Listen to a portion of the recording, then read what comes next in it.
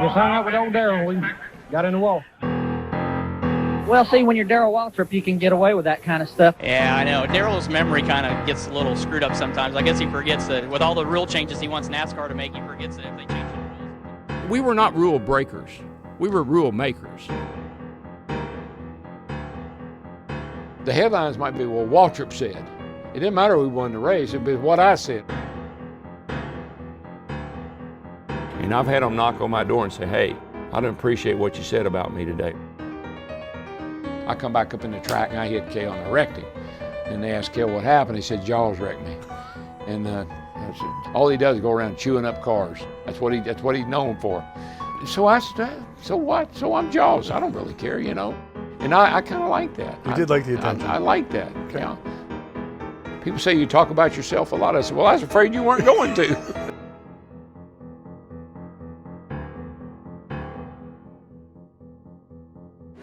It's showtime!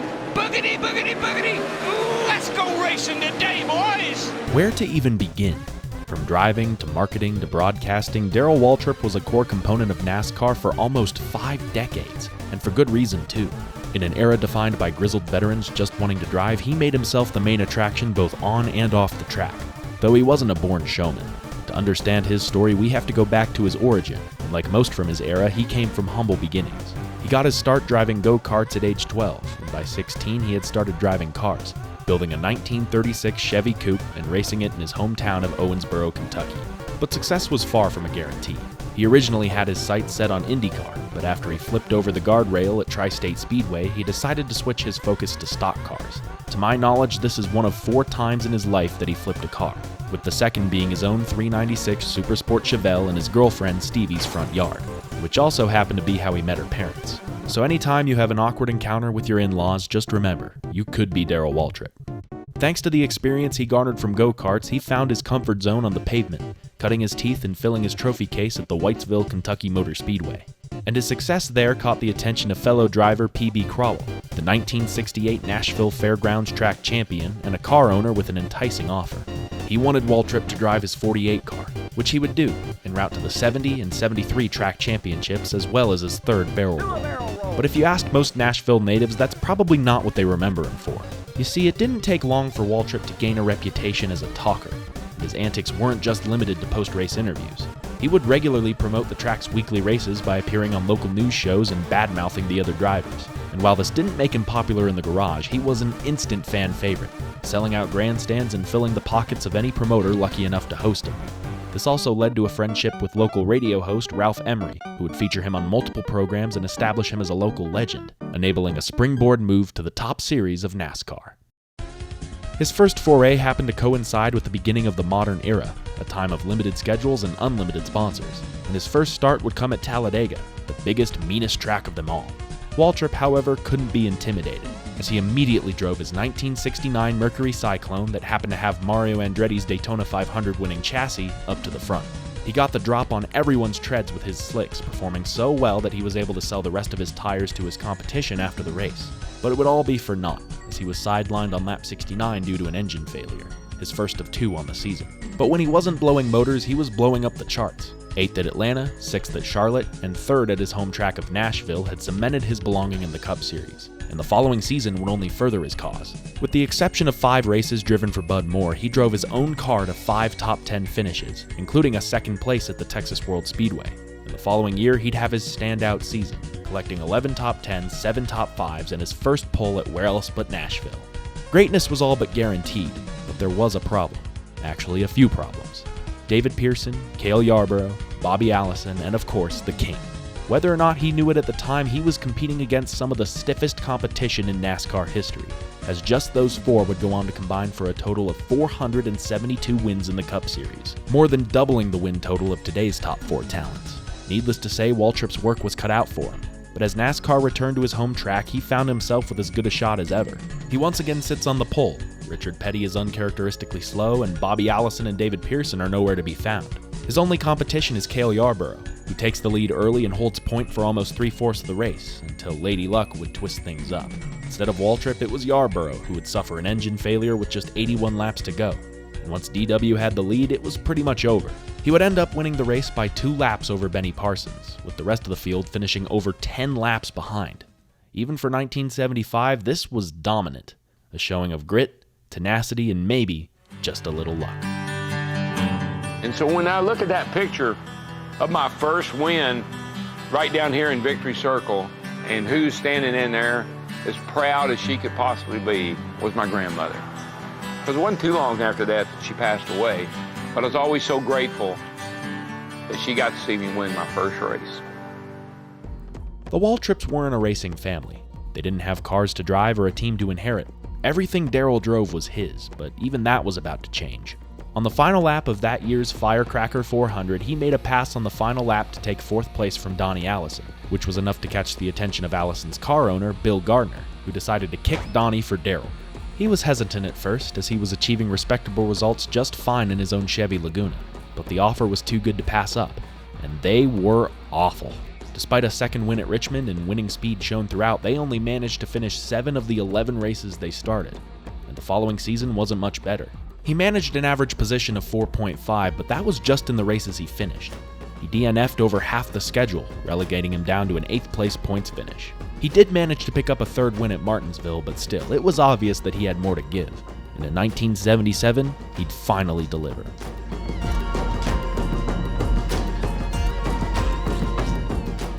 Jaws was no longer a challenger, but a contender. And come '79, he was ready to take a stab at his first championship. After a season-opening win at Riverside, Waltrip is poised as ever to win his first Daytona 500. But as he enters the final lap in 4th place, it's not looking possible. The guy he replaced, Donnie Allison, and his rival, Cale Yarborough, are half a lap ahead. So far ahead that not a single camera is pointed anywhere else. But then... Cale hits him. He slides. Donnie Allison slides. They hit again. They drive into the turn. They're hitting the wall. They're head on the wall. Coming down. Richard Petty is now pulling out in front. Daryl Waltrip is in second. A.J. Boyd is in third. Here they come. Waltrip trying to slingshot. Petty is out in front at the line. Waltrip to the inside. Petty wins it. If he had known what would happen, I have no doubt that Waltrip could have set up a last lap pass. But instead, he was forced to follow Richard Petty to his 6th of 7 Daytona 500 wins. But he still had the lead in the championship, a lead he would trade back and forth with Bobby Allison until about 2/3 of the way through the year, by which point Waltrip had built up an over 200-point cush against the new runner-up, Richard Petty. Even with the old point system, it seemed insurmountable. But of course, there's a reason they call him the king. Waltrip had only 1 engine failure throughout the entire year, but a string of poor finishes would allow Petty to close the gap. And entering the final race in Ontario, Waltrip held the lead by a measly 2 points, not nearly enough to hold off the charging Petty, who finished 5th to Daryl's 8th and captured a record-extending 7th championship. We never really thought that we'd have to beat Richard and he'd have to beat us. It'd be circumstances. Well, maybe 1980 will be better, Daryl. Well, we were closer this year than we were last year, and hard to swallow, but I knew coming out here that I could lose. He came close, but still didn't have enough, and after a lackluster 1980, it was clear that something had to change. Not long after he signed a 3-year extension with Dygaard, he was met with a bombshell. He was told in private by Cale Yarborough that he'd be leaving his team at season's end, and that his owner was eyeing Waltrip as a replacement. Most offers like this would be met with dismissal, but for Daryl it was the highest honor, because that team owner was none other than Junior Johnson. One of the last true rum runners in NASCAR, Johnson was nothing short of a genius. His stats as a driver alone are Hall of Fame status, but as an owner, no one could stump him. He discovered the concepts of drafting, wind tunnel testing, and skewing the body of the car, the Twisted Sister.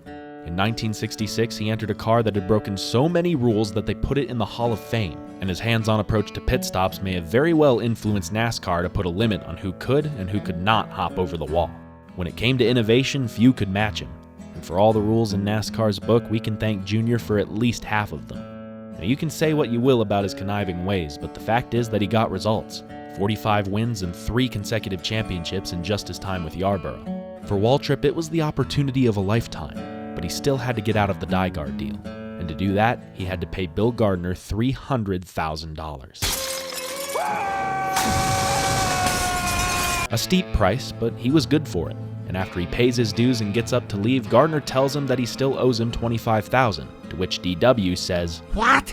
The way Gardner saw it, Waltrip's run the year prior was in a DieGuard car, and since his entry in the following year's Busch Class was done in said car, he wanted the prize money now. Of course, that's only justified if Waltrip wins the race. And what does he do?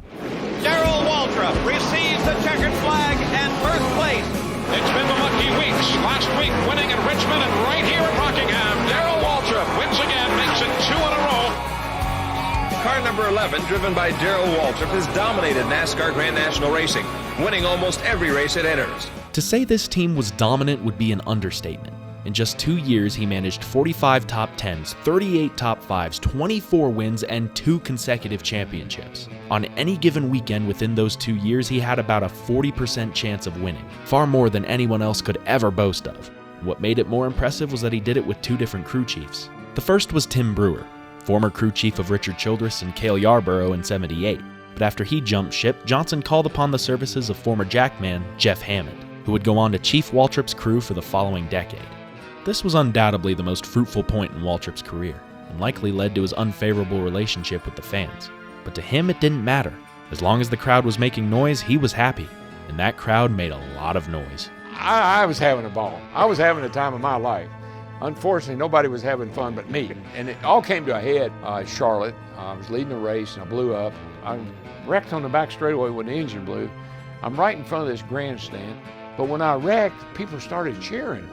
And I was pissed. Right. I said, you gotta be kidding me. I could have gotten killed. The only one who seemed to hold a candle to him was Bobby Allison, who by 1982 had found himself with Waltrip's old team. And with a renumbered car for '83, they were ready to take the fight right to him.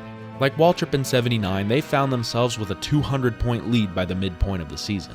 But, not to be outdone, Daryl closed the gap as best he could, coming within 50 points after a 6th straight Bristol win.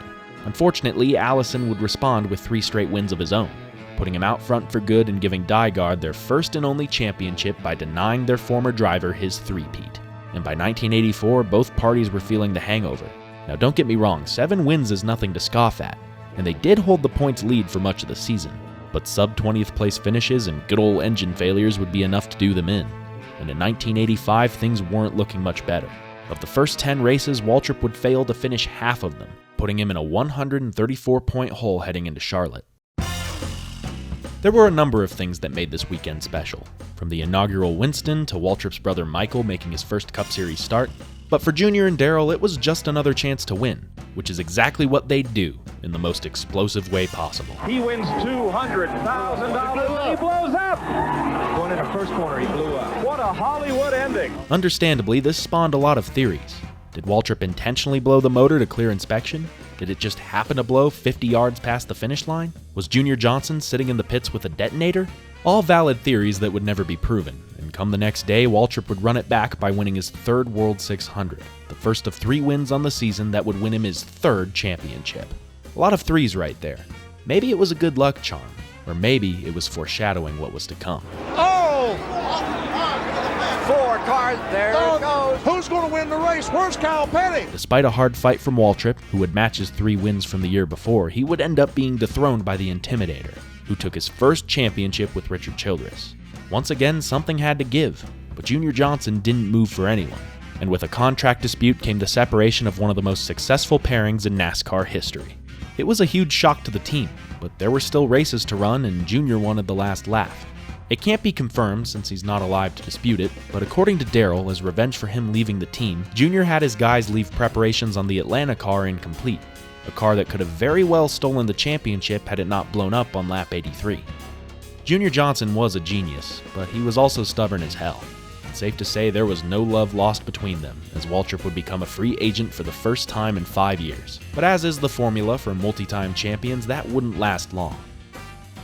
Back in 1987, Hendrick Motorsports was in a very different place than it is now. They had tasted some success with the likes of Jeff Bodine and Tim Richmond, but were still looking for their first championship. And owner, Rick Hendrick, thought Waltrip would be the one to get them there, although his first season implied otherwise. He did manage to get his first win with the team in Martinsville, but couldn't match the results he was getting in the 11. Then, in 1988, more of the same, though he did manage to nab another clock and another Coke 600 win. But come 1989, the tide would finally turn. As usual, the season would kick off in Daytona, where Daryl would be making his 17th attempt at the Great American Race. And although he starts on the pole, it wouldn't take long for him to sift back into the fray.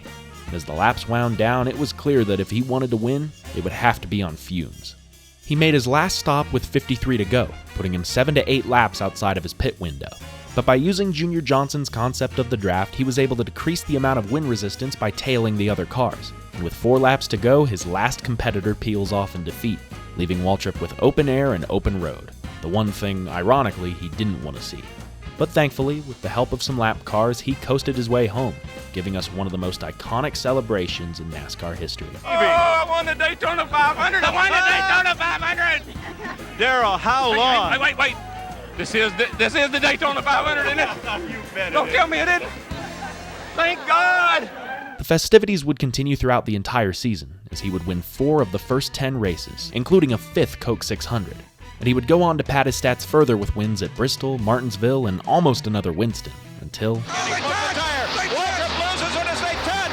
Waltrip spins it backwards across the grass as they come to the white flag. Daryl, after the race, there was an altercation outside of Victory Lane of both of the crews getting together a little bit. What are your feelings about that? Well, emotion's high, you know. This is a show, and it's sort of like the animals are getting a little tense right there at the end of the show, and one of them might bite you. So the tension was high. I could never walk through this garage area having done that to someone, but some people can, and more power to them, I guess. He made it clear he still had some fuel in the tank. But sadly, one of the best seasons of his career would give way to one of his worst. For the first time since 1974, he would go winless throughout the entirety of 1990. But that doesn't tell the full story. He could have very well won the race at North Wilkesboro if not for a scoring error where, to quote Chris Williams, NASCAR's PR director, they screwed up by throwing the caution on the second-place car, which allowed the eventual winner, Brett Bodine, to pit without losing a spot. Then, later that year, during practice for the Pepsi 400, things went sideways in the worst way possible. About 180 miles an hour. Waltrip would suffer a broken arm, leg, and a concussion, forcing him to miss his first races since he was an owner-driver, a title he'd reclaim in 1991. He hadn't fallen out of favor like he did with Junior Johnson. In fact, most of the team's assets and even their shop had been purchased from Rick Hendrick himself, including his crew chief Jeff Hammond, and together they would found Darewall Inc., later renamed Daryl Waltrip Motorsports.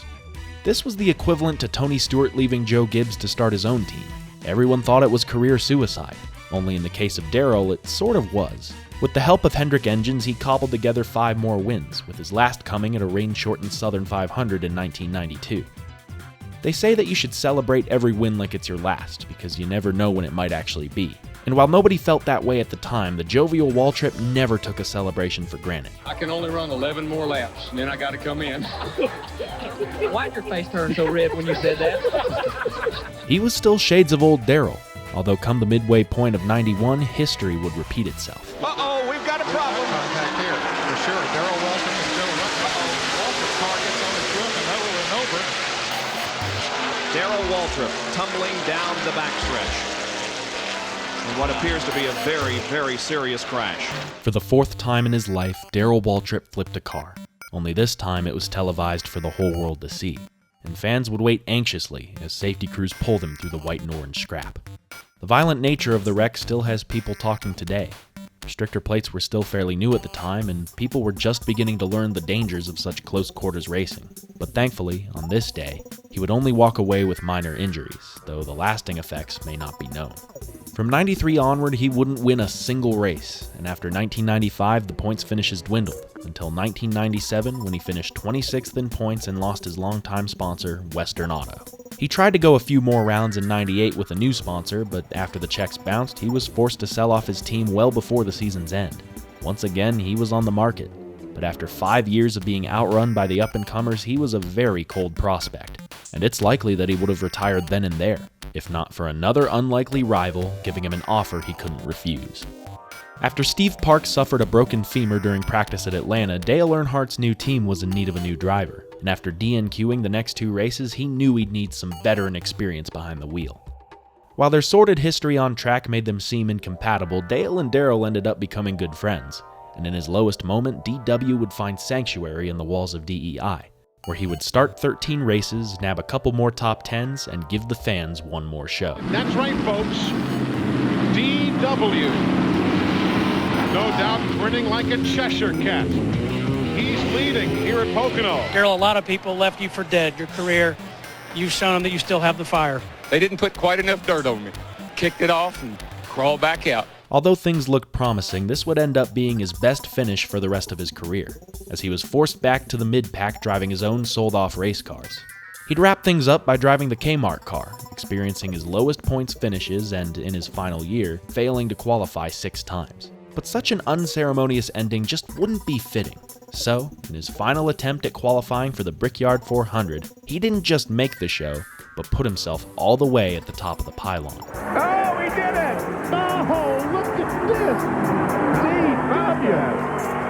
49.745 average speed, 180.9230. DW be dancing the jig when he gets out, won't he? Even if it was only for a moment, he reminded everyone just how great he always was. And Waltrip, who never shied away from a celebration, gave the fans one more to remember.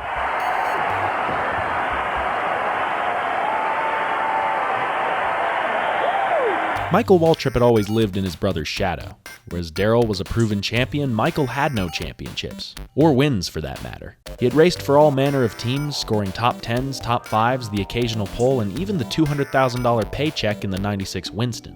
But try as he might, a points win would forever elude him. That is, until a familiar face would give him the opportunity to follow in his brother's footsteps. Of course, we all know what happens next. You got it! You got it! You got it! You got it! Daryl, is this better than winning it? Oh, it's better.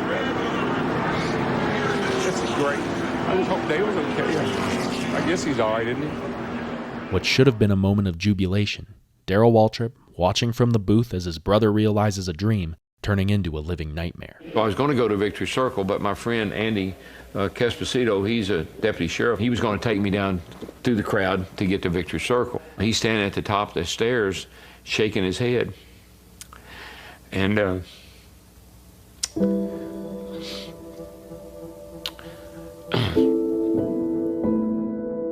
seven-time Winston Cup champion and former Daytona 500 winner Dale Earnhardt has died from a crash suffered in Sunday's Daytona 500. The NASCAR world was shaken, but the show had to go on.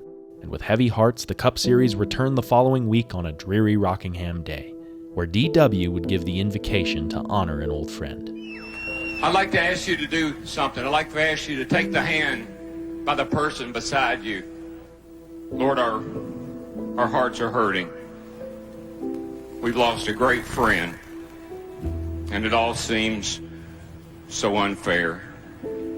People ask us, how can we go out and race today? We can do that, first of all, because we know that's what Dale would want us to do. And second of all, because we know he's in heaven with you. So let us turn our hearts from sadness and let's celebrate, because, Lord, we know without a doubt that he is dwelling in your house and will forevermore. Amen. In our lowest moments, sometimes the best thing we can do is push forward, and thank goodness that NASCAR did, because the next 19 years would feature some of the most entertaining television to ever cross the airwaves. Here's the thing, he didn't win the most races, he didn't win the most championships, he wasn't the best team owner, and depending on who you ask, he wasn't the best analyst. But he didn't have to be. For every milestone moment, new beginning, and emotional ending, he was right there, center stage, basking in the spotlight. And from his time racing at the fairgrounds, he oversaw the complete rise of a staple in American culture, one that made him more than just a driver, team owner, or announcer, but a national icon. And while I usually try to end these videos with my own words, there's simply nobody better to sum things up than the man himself. See, I'd check into a hotel and they'd say, are you here with the show? I'd say, no, ma'am, I am the show.